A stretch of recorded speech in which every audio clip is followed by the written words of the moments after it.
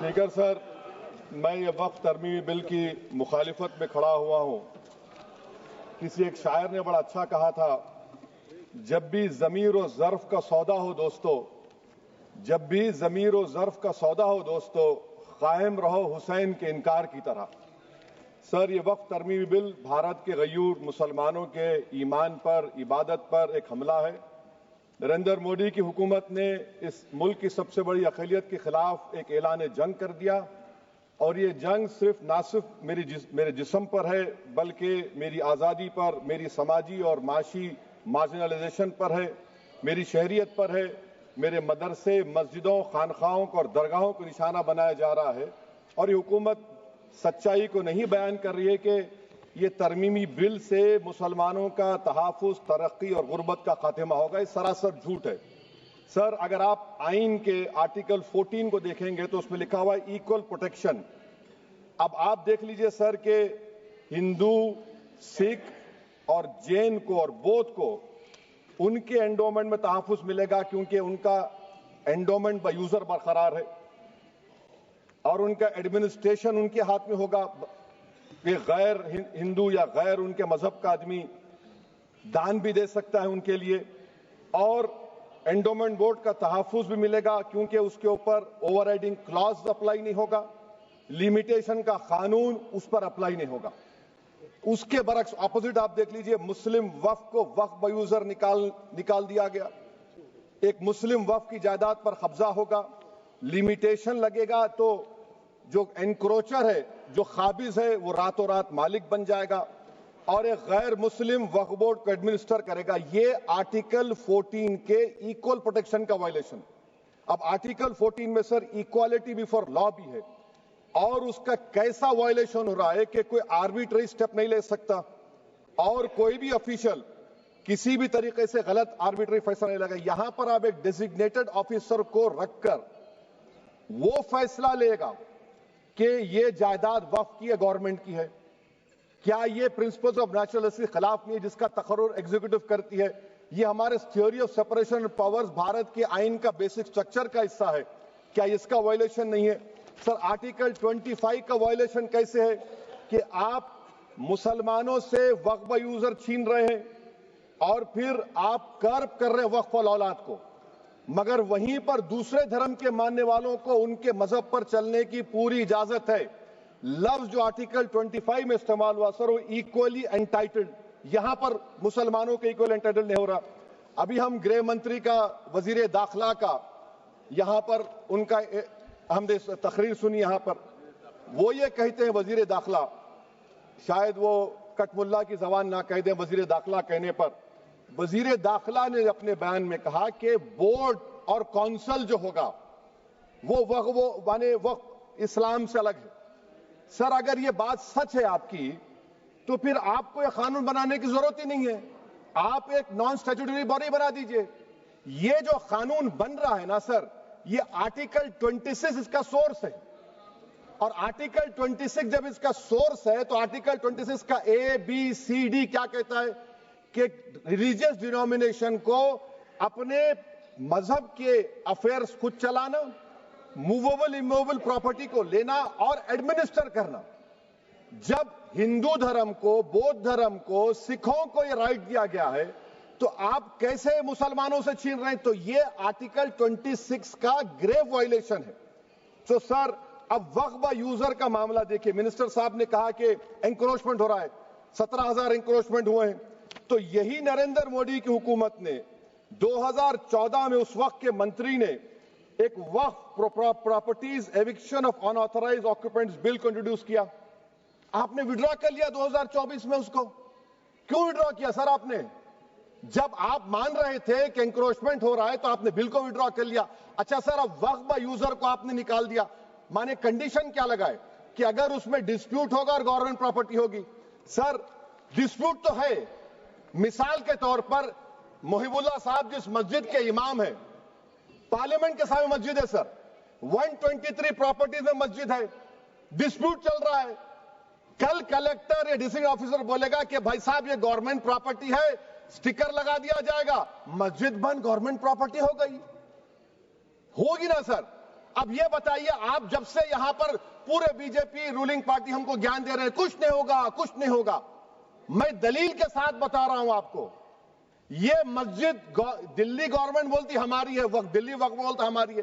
تو سر وقف با یوزر, اگر میں اپنی گورنمنٹ کے خلاف وقف بورڈ وقف با یوزر استعمال نہیں کرے گا تو کیا ہے سر؟ اچھا یہ امینڈمنٹ جب ہو جائے گا تو مجھے کہنے دیجیے سر, صرف پراچین مندروں کی حفاظت ہوگی, مسجدوں کی نہیں ہوگی. اب سر آپ آ جائیے, اگر ڈسپیوٹ میرا اینشنٹ مانیومنٹ سے وقف کا, ایک مثال دے رہا ہوں, دلی میں 172 وقف پراپرٹیز ASI کنٹرول میں ہے. میں تو ہار ہی گیا وہ, کیونکہ میرے پاس ڈاکیومنٹ نہیں ہے. آپ کہہ رہے ہیں کہ ڈاکیومنٹ چڑھاؤ. اگر میرا گورنمنٹ سے ڈسپیوٹ چل رہا ہے میں تو کلیم ہی نہیں کر سکتا, کیونکہ آپ جج بنیں گے, آپ ہی فیصلہ کریں گے, اور جب تک آپ فیصلہ نہیں کرتے وہ وقف کی پراپرٹی نہیں ہوگی. وہ پروویژن ڈال دیا آپ نے. اچھا اگر میرا ڈسپیوٹ انکروچر سے ہوگا سر, تو انکروچر میں تو آپ نے تو 107 کو ڈیلیٹ کر دیا. آپ راتوں رات قابض کو, انکروچر کو مالک بنا رہے ہیں. سر میں یہ پوچھنا چاہتا ہوں آپ کے ذریعے حکومت سے, ایک ممبئی میں ایک بہت بڑے دولت مند ہیں,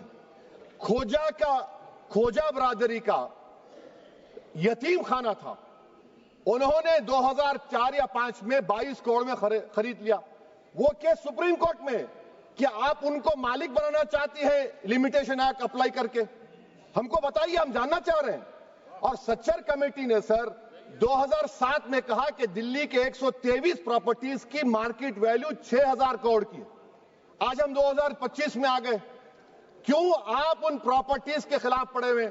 1976 میں اس وقت کے وزیر اعظم اندرا گاندھی لیٹر لکھا, اس کو آپ دے دیجئے, مگر آپ اس کو ماننے کو تیار نہیں ہے. تو سر اور ایک جو جھوٹ پھیلایا جا رہا ہے, management empowerment efficient development. Sir this bill takes any management from the hands of Muslims, disempowers the Waqf in comparison to any other stakeholder, takes away the efficiency of administration and hampers development. Waqf disempowerment in the name of efficiency, inefficiency is being created. The progress of development from pre-independence till today is sought to be destroyed. سر ابھی ہمارے home minister صاحب نے فضل پوکایا case کا ذکر کیا. سر میں آپ سے گزارش کروں گا کہ ہوم منسٹر ذرا اچھے لوگوں کو رکھ کر انفارمیشن لے. فضل پوکایا کا آبیٹر کیا ہے؟ اٹ از آبیٹر, وہ ریشو ڈیسنڈنٹ نہیں ہے جو آپ نے کہا ہے. اچھا سر شیڈول ٹرائب کے بارے میں کہا, کیا شیڈول ٹرائب میں مسلمان نہیں ہوتے؟ شیڈول کاسٹ میں نہیں ہوتا مسلمان, شیڈول ٹرائب میں مسلمان ہوتا. تو کیا آرٹیکل 25 میرا چلا گیا, آرٹیکل 26 چلا گیا, آرٹیکل 14 چلا گیا, 15 چلا گیا, 29 چلا گیا؟ لکشدیپ کا ایک مسلمان ایم پی ہے, کیا اس کو رائٹ نہیں ہے کیونکہ ٹرائبل ہے؟ کیا کہہ رہے ہیں آپ؟ اس ایوان کو کیوں گمراہ کر رہے ہیں آپ شیڈول ٹرائب کے نام پر؟ سر اور ایک چیز جو آپ کو بتا رہا ہوں سر, اب آپ جب آرٹیکل 26 سے میرا سورس ہے تو آپ سینٹرل وقف کونسل میں 22 میں سے 11 آپ نان مسلم کو بنا سکتے ہیں. ریلیجن نیوٹرل آپ نے کہہ دیا, اور آپ بنائیں گے. کیوں بنائیں گے آپ؟ اسٹیٹ وقف بورڈ میں 7 نان مسلم ہوں گے اور 4 مسلمان. کیوں ہوں گے؟ کیونکہ آپ لا میں 95 میں ڈائریکٹ مینجمنٹ میں لے سکتے 5 سال کے لیے. آپ وقف با یوزر کو آپ کلیکٹر ڈسٹرکٹ آفیسر بولے گا یہ وقف کی پراپرٹی نہیں ہے, تو وہ وقف بورڈ خاموش بیٹھ جائے گا, کچھ ایکشن ہی نہیں لگا, کیونکہ وہ آپ کے پیادے ہیں. اچھا جب آپ نامینیٹ کریں گے سر میں مودی گورنمنٹ کے خلاف نو کانفیڈنس لا سکتا ہوں, مگر وقف بورڈ کا چیئرمین جو نامینیٹ ہوگا اس کے خلاف نو کانفیڈنس نہیں لا سکتے, ہم بالکل نہیں لا سکتے. کیا مذاق ہے بتائیے آپ؟ یہ ڈیموکریسی ہے. نامینیٹ بھی اسٹیٹ گورنمنٹ کرے گی, وہ اگر ڈکٹیٹر بن جائے گا جیسا آج بھارت میں ہو رہا ہے تو وہ بھی نہیں ہٹے گا. کم سے کم یہاں پر تو الیکشن ہے, وہاں پر تو آپ 5 سال جھیلتے رہو اس کو. اچھا سر اب یہ جو کلوز 11 اور کلوز 9 آپ 16AA سے دیکھیے, where the qualification of the members of the board has been limited only to 3 categories contained in 14(1)(c). Intention is very clear that the majority is to be packed with non-Muslims. So who will defend my interests, sir? If I cannot depend on the state waqf board, central waqf council, which are going to comprise non-Muslims, this in itself is a clear violation of Article 26, 14 and 15, sir. اچھا سر CO پہلے 95 میں تھا کہ word مسلم, آپ نے غائب کر دیا اس کو. ارے آخر کیوں اتنی نفرت ہے آپ کے لفظ مسلمان سے؟ اچھا پھر کیا کہہ رہے ہیں آپ کہ یہ بھی آرٹیکل 26 کا وائلیشن ہے. سب جتنے ہندو دھرم کے پراپرٹیز ہیں, سکھ دھرم کے ہیں, بودھ کے ہیں, اور آپ کے جین کے، وہاں پر انہی کے مذہب کا آفیسر ہوگا. اور کہاں پر نہیں ہوگا؟ وقف بورڈ میں. Waqf board is a pure religious institution. اس کو سمجھنے کی ضرورت ہے. تو آپ یہ کر دے رہے ہیں سر. اچھا سر آپ دیکھیے، اب آپ آ جائیے یہ ٹرائبونل پر. مجھے سمجھ میں نہیں آیا سر کہ ہمارے ہوم منسٹر وزیر داخلہ نے کیا کہہ دیا کہ 2013 کا جو قانون ہے وہ نہیں بنتا تو ہم نہیں لے کے آتے. میں بڑے ادب کے ساتھ ان سے پوچھنا چاہ رہا ہوں کہ کیا اس وقت راجناتھ سنگھ صاحب، اڈوانی صاحب، ہماری لیٹ سشما سوراج، یہ بڑے بڑے نیتا یہاں بیٹھے تھے؟ آپ نے یونینیمس اس قانون کو پاس کروا دیا. کیرتی آزاد تھے اس وقت، اب یہاں بیٹھے ہیں وہ ٹی ایم سی میں. تو کیا آپ غلط تھے یا وہ غلط تھے؟ ہم کو بتا دیجیے. آپ بتا دیجیے، کیونکہ اگر اڈوانی آپ کے لیے بہت بڑا نیتا ہے، میرے لیے نہیں ہو سکتے. آپ کے لیے آپ نے پدم شری دیا ان کو. محترمہ سشما سوراج کی زبردست تقاریر کا میں قائل ہوں. وہ بیٹھ کر اس 2013 کو یونینیمس پاس کر دیے. مجھے کنفیوژن ہے کہ کیا امت شاہ، نریندر مودی بڑے ہیں یا اڈوانی بڑے ہیں؟ آپ کے لیے آپ طے کر لیجیے. اچھا سر، آپ کے tribunal sir, railway claimants tribunal, N G T tribunal, income tax, ویسے 14-15 ٹرائبونل ہے. ہندو اینڈ کا ٹرائبونل، سب کا اپیل نہیں ہوتی، ریویو ہوتا ہے. گرہ منتری سرکار کہہ رہی ہے کہ نہیں روک دیے، روک لگا. کیسے روک لگاتے ہیں؟ ریویو اور اپیل میں تو فرق ہوتا ہے نا سر. آپ ہی کہہ رہے ہیں کہ پورے کورٹس میں بیک لاگ ہے اور آپ اپیل کر رہے ہیں. اچھا سر، ریٹائرڈ ڈسٹرکٹ جج 95 میں سٹنگ ڈسٹرکٹ جج تھا، جو ایڈمنسٹریٹو کنٹرول تھا سی جی آئی صاحب، اس کو نکال دیے. اچھا سر، ابھی ہمارے منتری صاحب نے کہا ٹرسٹ. سر، شری سائی بابا ٹرسٹ 2004، وہ یہ کہتا ہے جو آفیسر اس میں کام کرتا اس کو سائی بابا کا ڈیووٹی ہونے چاہیے اور اس کو ڈکلیریشن لکھ کے دینا پڑے گا. یہاں پر ہو رہا تو یہاں پر کیوں نہیں ہو رہا؟ اچھا سر، آپ پھر دیکھ لیجئے، یہ آپ کا ہو گیا سر. ہاں، اب امت شاہ صاحب نے سیکشن 2A کے بارے میں کہا اور انہوں نے اس بات کا اقرار کر لیا کہ داؤدی بورہ کے لیے یہ بنایا گیا ہے. مگر میں آپ کے ذریعے سے گورنمنٹ سے پوچھنا چاہ رہا ہوں، آپ نے تو اس پرووائزو میں داؤدی بورہ کا نام ہی نہیں لکھا. آپ نے ان کو بھی تھینک یو کر دیا، ان کا نام کیوں نہیں لکھا آپ نے؟ اور سر، اور گورنمنٹ کیا کر رہی ہے؟ آپ مسلم سماج میں جو بیکار قسم کے لوگ ہیں ان کو ایک راستہ بنا رہے ہیں، ایگزٹ دکھا رہے ہیں کہ تمہیں وقت سے بچنا ہے تو تمہیں ٹرسٹ بنا لو. یہ کیا کر رہے ہیں سر آپ؟